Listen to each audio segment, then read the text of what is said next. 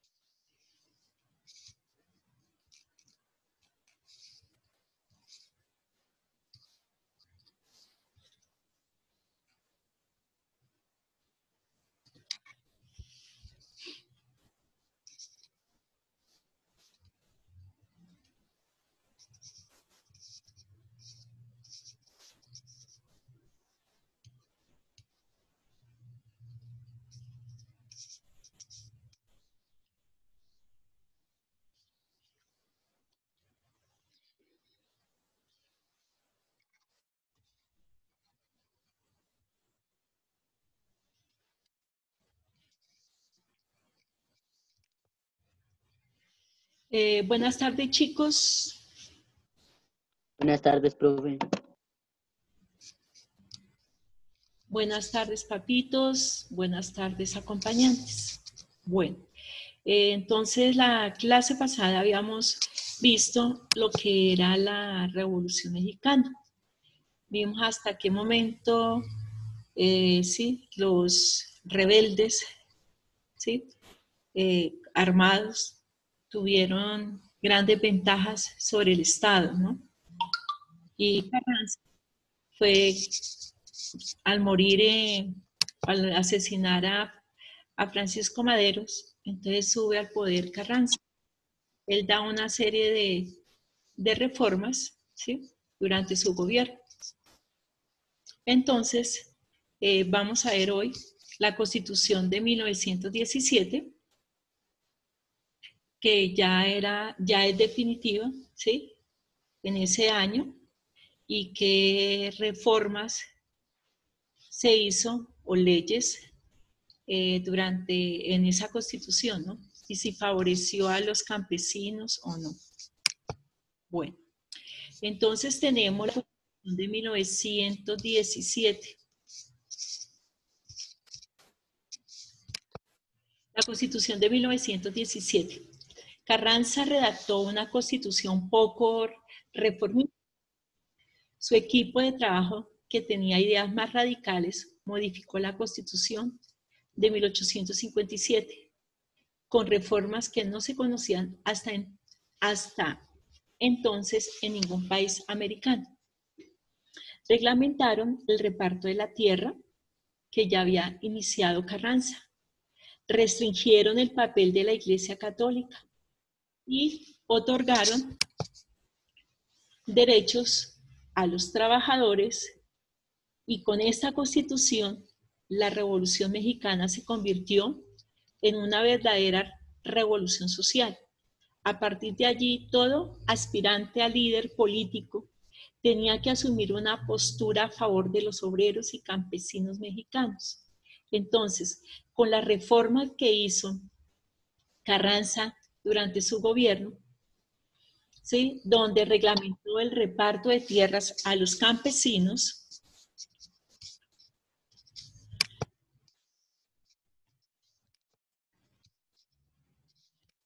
donde reglamentó la repartición de tierra a los campesinos y también restringió el papel, o sea, se retiró las relaciones de la Iglesia con el Estado y a la vez les otorgó derechos a los trabajadores. Esta constitución fue una revolución social, ¿sí? ¿Por qué? Porque le dio más importancia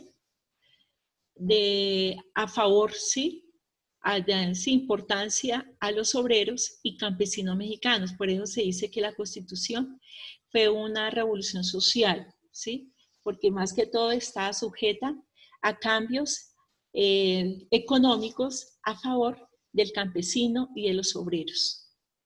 2 años después, Zapata murió y Carranza dejó el poder, queriendo imponer a su sucesor. Ante este hecho, la revolución se reactivó y Álvaro Obregón, un militar de alto rango, ordenó el asesinato de Carranza y asumió el poder. Entonces, después de 2 años, Zapata murió, Carranza dejó el poder y quería que siguiera su sucesor, ¿no?, que tuviera un sucesor. Pero la revolución se activó nuevamente y Álvaro Obregón, gran militar de alto rango, él fue el que ordenó el asesinato de Carranza y asumió el poder. La institucionalización de la revolución. Bajo Obregón, México buscó recuperarse, pues había estado muchos años en guerra civil. Fue mucho menos generoso que con el reparto de tierras y más con los trabajadores, a quienes apoyó decididamente con la recién creada Confederación Regional Obrera Mexicana. Este gobernante logró 2 aportes fundamentales al desarrollo de la revolución. Entonces, al subir Obregón, gran militar, ¿sí?, buscó recuperar el Estado que había pasado o estaba pasando por muchas guerras civiles. Fue mucho menos generoso, ¿sí?, en el reparto de la tierra y más con los trabajadores, a quienes apoyó decididamente con la recién creada Confederación Regional Obrera Mexicana. Este gobernante logró 2 aportes fundamentales al desarrollo de la revolución. Estableció relaciones con Estados Unidos, lo que permitió el trato que se le daría a las empresas petroleras. O sea, él, dentro de asumir el poder, ¿sí?, fue mucho menos generoso que los anteriores en cuanto a los repartos de las tierras, y a los trabajadores los apoyó con la recién creada la Confederación Regional Obrera Mexicana. Y este gobernante desarrolló aportes a dos, ¿sí?, al desarrollo económico de México. Estos dos aportes fueron más que todo las relaciones con Estados Unidos, más que todo con intereses económicos y con empresas petroleras, ¿no? O sea, como una concesión que hizo México, el gobernante Obregón, con Estados Unidos, ¿no? Para que llegaran a México y hicieran ¿sí?, explotaran del recurso petrolero, ¿no? Eso fue los dos, el convenio que hizo Obregón con Estados Unidos. Otro de los elementos fundamentales fue transfirió el poder a su sucesor de forma pacífica. Esto no ocurría desde 1880. Su sucesor fue Plutarco Elías Calles, quien creó el Partido Nacional Revolucionario, que mantuvo en el poder por varios periodos. Entonces, primero que todo subió al poder, fue menos generoso que los anteriores en cuanto a reparto de tierras, apoyó la creación de la Confederación Regional Obrera Campesina, y también como gobernante logró dos aportes importantes. El primero, las relaciones con Estados Unidos en cuanto a la parte económica en la concesión del petróleo. O sea, empresas petroleras estadounidenses más que en territorio mexicano. Otro fue la de transferir el poder a su sucesor de forma pacífica. Esto no ocurría desde 1880. Su sucesor fue Plutarco Elías Calles, quien creó el Partido Nacional Revolucionario, que se mantuvo en el poder por varios periodos. En 1934 llegó a la presidencia Lázaro Cárdenas, cuyo gobierno de corte populista implementó nuevas medidas buscando dar continuidad a la reforma agraria. Repartió 18 millones de hectáreas a más de 800,000 campesinos, quienes vieron realizado el sueño de toda su vida. Entonces, ya a partir de 1934, estaba como presidente Lázaro Cárdenas, de corte populista, o sea, que apoyaba el pueblo, ¿no?, en sus diferentes aspectos. También buscando cambiar la reforma agraria, el reparto de tierras, ¿no?, y dio más de 18 millones de hectáreas a más de 800,000 campesinos que vieron realizado el sueño de toda su vida. Cárdenas alcanzó una popularidad muy alta durante este periodo. El Partido Nacional Revolucionario se vio fortalecido y pasó a ser luego Partido de la Revolución Mexicana, futuro Partido Revolucionario Institucional, y cuyos frentes de acción fueron los campesinos, el sector laboral, el militar y el popular, que incluía a la clase media. Entonces, el PRN se vio fortalecido y pasó a ser luego Partido de la Revolución Mexicana. El futuro Partido Revolucionario Institucional, el PRID, y cuyos frentes de acción fueron los campesinos, el sector laboral, el militar, el popular, que incluía la clase media. Entonces ya Cárdenas alcanzó una gran popularidad, creó una serie de partidos, ¿sí? Más que todo se creó el Partido Revolucionario Institucional, el PRID, que hoy actualmente existe en México, ¿sí?, y cuyos intereses estaban dados para los campesinos, el sector laboral y el militar, y el popular, que incluía a la clase media. ¿Alguna pregunta, chicos? No, señora. Bueno.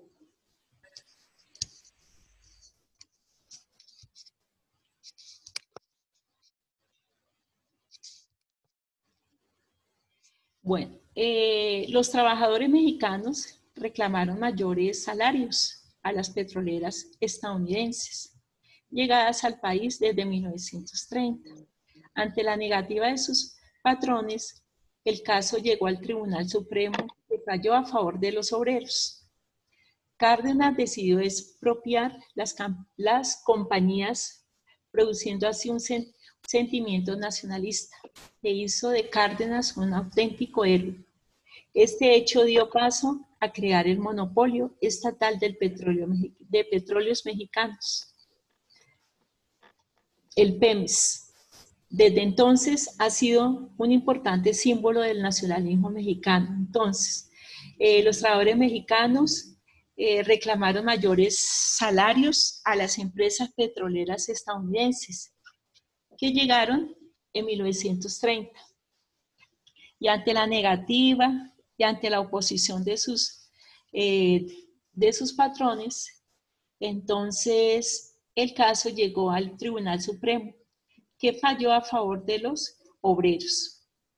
Cárdenas decidió expropiar las compañías estadounidenses, ¿no? Y produciendo así un sentimiento nacionalista que hizo de Cárdenas un auténtico héroe. Este dio paso a crear el monopolio estatal de petróleos mexicanos, el PREMEX. Desde entonces ha sido importante símbolo del nacionalismo mexicano. Moderación y fin de la revolución. Durante los años 40, la revolución entró en un periodo de calma. Los presidentes posteriores a Cárdenas continuaron con las reformas agrarias y sociales, pero de una forma mesurada. Se creó el Instituto Mexicano del Seguro Social, se firmó un acuerdo con el presidente Roosevelt para enviar fuerzas de trabajo a Estados Unidos con el fin de cubrir el vacío dejado en el campo durante la Segunda Guerra Mundial. Entonces, este sería el principio del éxodo mexicano a Estados Unidos, donde muchos encontraron una oportunidad de ganar más dinero a pesar de los prejuicios y la discriminación. Entonces, Cárdenas, debido a los inconvenientes que presentó la parte de petróleos, ¿sí?, de Estados Unidos en México, y que los obreros sí, deseaban mejorar o pedían mejores salarios, los estadounidenses, los dueños de las grandes petroleras, se opusieron a este reclamo. Entonces, el caso llegó a tribunales supremo, que falló a favor de los obreros. Cárdenas se apropió de estas compañías y de esta manera se dio un sentimiento nacionalista que consideraron a Cárdenas como auténtico héroe. Y debido a esto, entonces, se creó el monopolio estatal de petróleos mexicanos, PREMEX. Y desde entonces ha sido un importante símbolo nacionalista mexicano. Durante los 40 años de revolución, México entró en un periodo de calma. Los presidentes posteriores, ya Cárdenas, continuaron con reformas agrarias y sociales, pero de una forma mesurada. Se creó el Instituto Mexicano de Seguro Social, se firmó un acuerdo con el presidente Roosevelt para enviar fuerzas de trabajo a Estados Unidos con el fin de cubrir el vacío dejado en el campo durante la Segunda Guerra Mundial. Este sería el principio del éxodo mexicano a Estados Unidos, donde muchos encontraban la oportunidad de ganar más dinero a pesar de los prejuicios y la discriminación.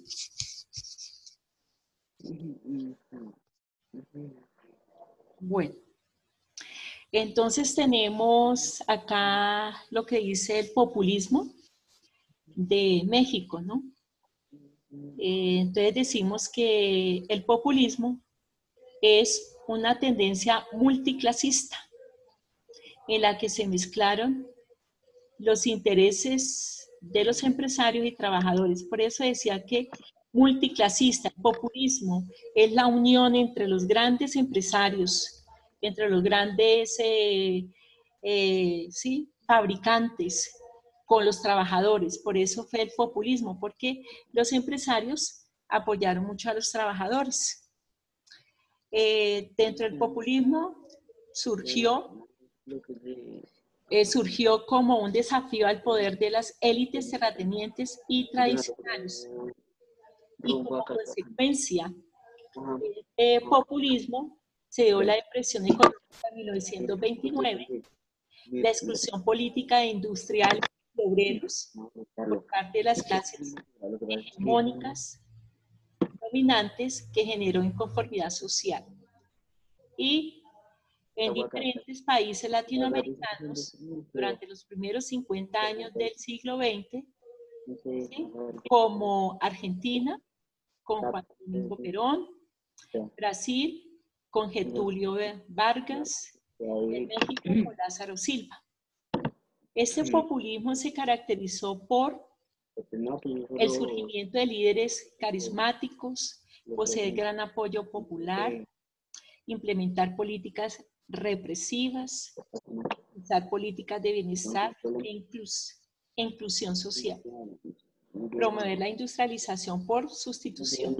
Entonces, el populismo más que todo fue una tendencia multiclasista, o sea, variedad de clases sociales en uno solo. Entonces se le dio populismo porque se integró las clases más altas con los trabajadores, o sea, los grandes dueños de las empresas.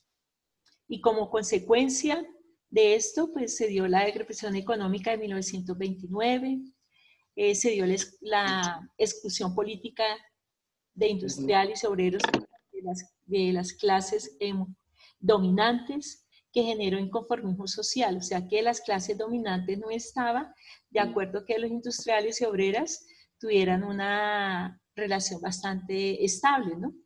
Y por eso excluyó los industriales y obreros, los grandes dominantes, y se dio ese inconformismo social. Surgió como un desafío al poder de las élites terratenientes y tradicionales, ¿no?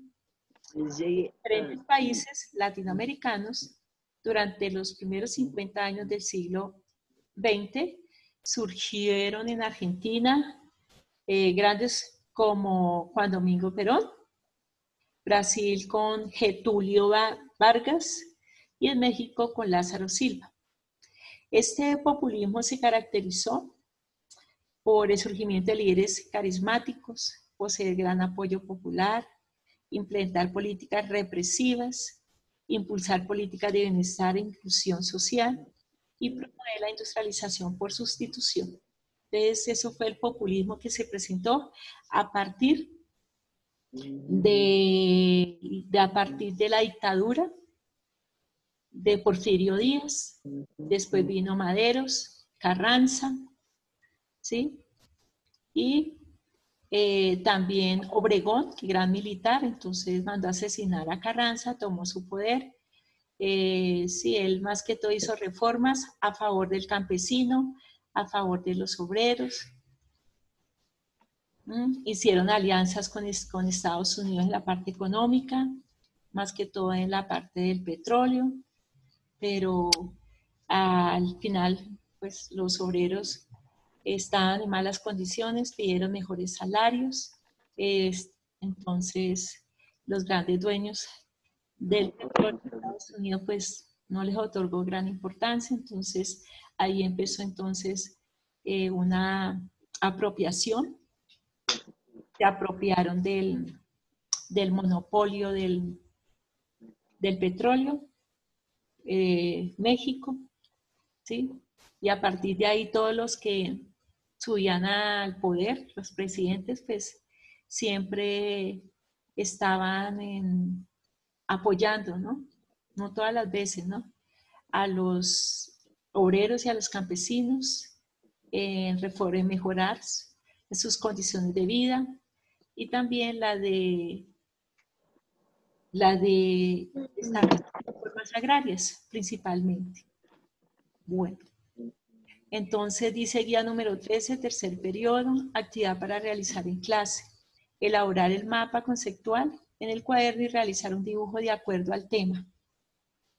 Entonces, hablamos más que todo de la Constitución de 1917, donde esa Constitución le dio prioridad bastante al campesino, a los obreros, se les hizo entrega de tierras, hubo mejor distribución de tierras.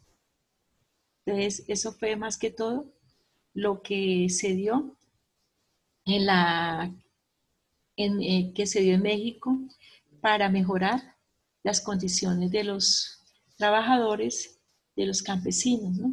Mejorar sus condiciones de vida, y a los campesinos se les otorgó hectáreas de tierras, ¿sí? Y las distribuyeron según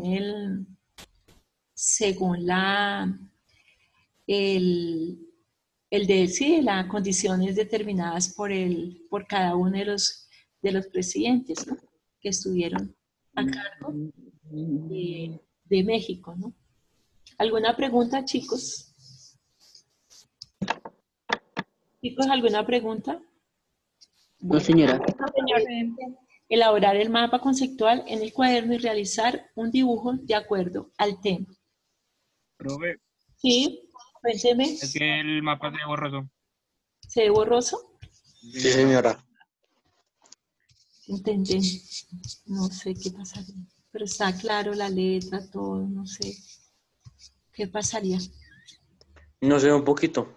Profe, se ve el internet, porque no, o sea, se ve pixelado. Sí, el internet me está molestando. A veces duro para que se dura para sí, para que pase las.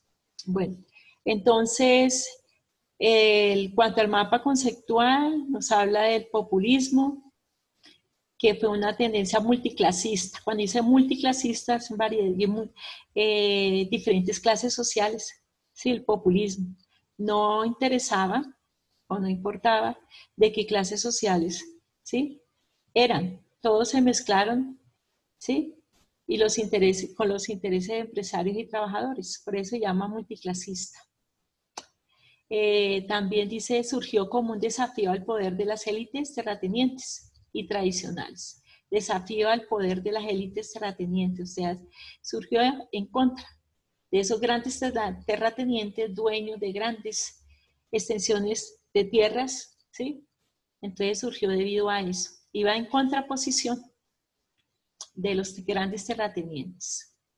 Como consecuencia, se dio por la depresión económica de 1929, la exclusión política de industriales y obreros por parte de clases dominantes que generó inconformismo social. Entonces, la exclusión política e industrial de obreros por parte de clases dominantes generó inconformismo, o sea que la política de industriales y obreros, la política de los grandes industriales y obreros fue bastante favorable, pero los dominantes generó, o sea, los que dominaban el poder, generó el inconformismo social, o sea que no estaban de acuerdo que los industriales tuvieran como una aceptación o los industriales aceptaran a los obreros, no importaba la clase que fuera. Entonces, la clase dominante generó inconformismo social, o sea, el rechazo de los grandes terratenientes, los grandes dueños de capitales contra los industriales y obreros. También en diferentes países latinoamericanos, durante los primeros 50 años del siglo XX, pues en Argentina fue Juan Domingo Perón, un gran dictador. Brasil con Getúlio Vargas también. México con Lázaro Silva. ¿Sí? Entonces dice que en 50 años del siglo XX, ¿sí? Primeros 50 años del siglo XX, pues se formaron grandes dictadores, ¿no? Como Juan Domingo Perón, Brasil con Getúlio Vargas y México con Lázaro Silva. Se caracterizó por el surgimiento de líderes carismáticos, o sea, apoyando siempre a la clase Profe, disculpe, a los obreros, ¿sí? es que me está fallando un poquito el internet. Me voy a salir un poquito y reinicio el Bueno, y este. también está Bueno, fallando también. Poseer un gran apoyo popular y implementar políticas represivas, impulsar políticas de bienestar e incluso social, y promover la industrialización por sustitución.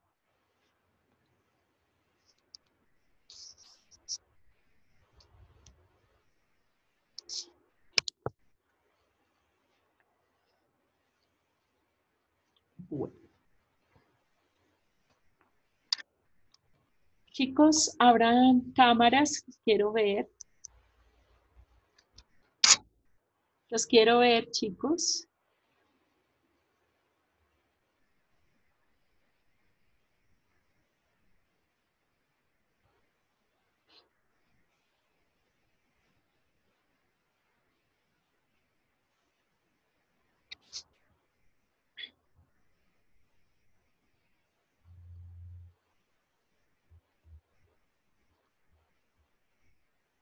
Bueno, ya, entonces está dado más que todo como importancia, ¿no? Que se le dio a las grandes revoluciones en América Latina y las dictaduras que se partieron en América Latina, ¿no? Los grandes dictadores.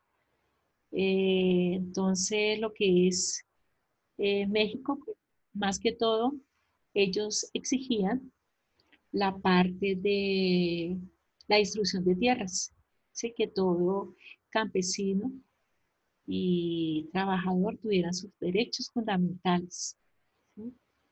Algunos fueron muy colaboradores, eran muy populistas, que ayudaban al pueblo, ¿sí? En mejorar sus condiciones. Otros, pues, una forma mensurada, pues, tampoco lo hicieron, ¿sí? Y esto entonces, eh, tal motivo, pues, se llevaron a una serie de reformas agrarias que se dieron, ¿sí? Y en la Constitución de 1917 se reafirmó más la participación económica de los campesinos y obreros, ¿no? Donde decía que cada gobernante que llegara como presidente a México, pues tenía que tener en cuenta al campesino y al obrero, ¿no? Más que todo en la distribución de tierras, en las reformas agrarias, ¿sí? Mejorando sus condiciones. También se dio lo que nosotros llamamos un populismo. Populismo es sí, es como una serie de multiclases, sí, o sea, multiclases sociales, o sea, que a ellos no les interesaba de si eran campesinos, obreros, sí, por eso se llama el populismo.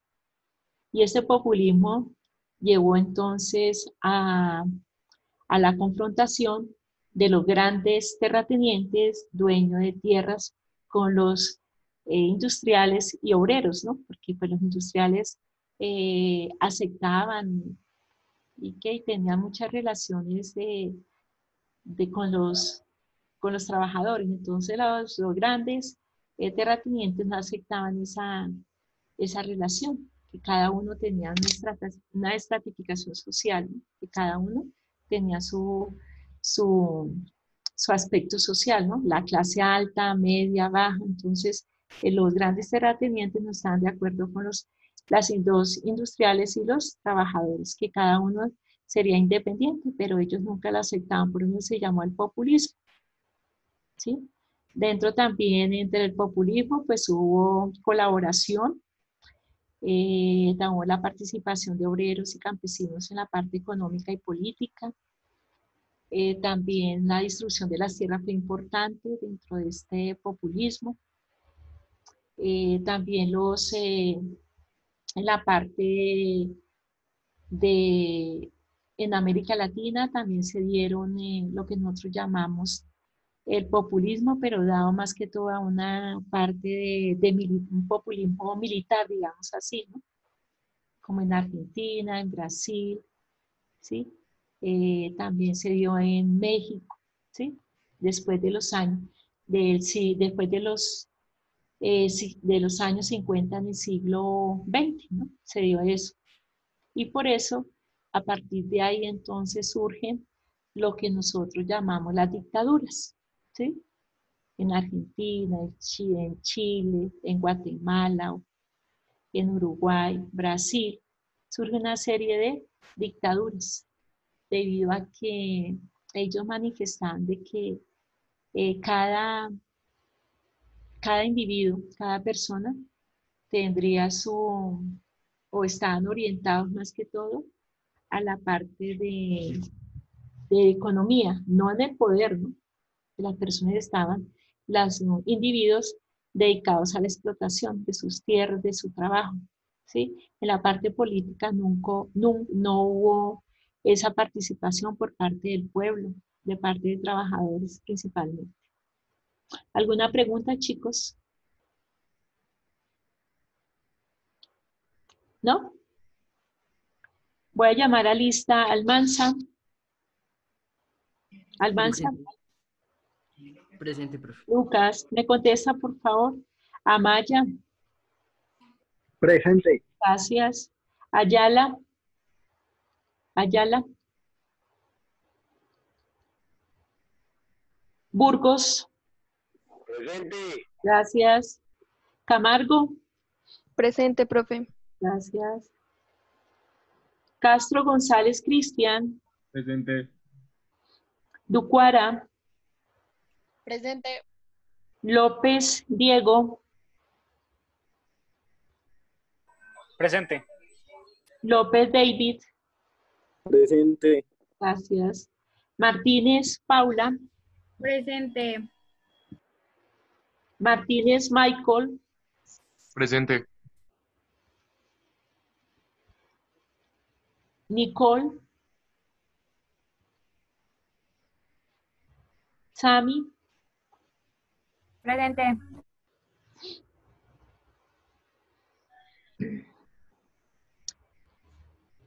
Daniela, Presente.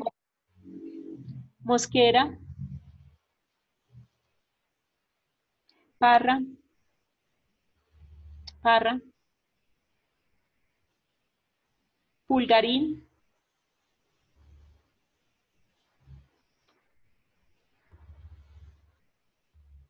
Pulido, Pulido, Pulido, Rada, Presente. gracias. Rubiano, Sarmiento, Presente. Velázquez, Presente. Vergara Julián, Presente.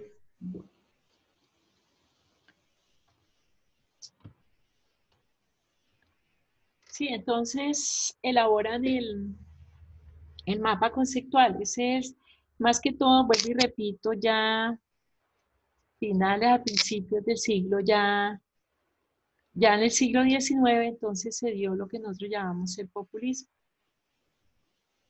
Sí, ese populismo es la relación entre las diferentes clases sociales que se presentaron en México, ¿ya? También se presentaron inconvenientes dentro de estas clases sociales, ¿no? Más que todos eh, los grandes terratenientes, sí, los de gran poder económico y político contra los empresarios y contra los obreros, ¿no?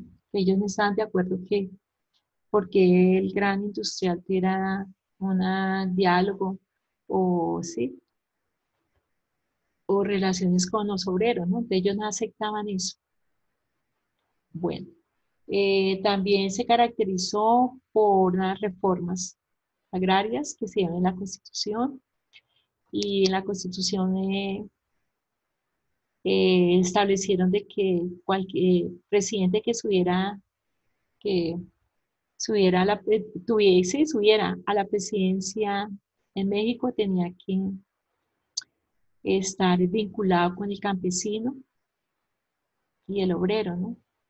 En la distribución de tierras.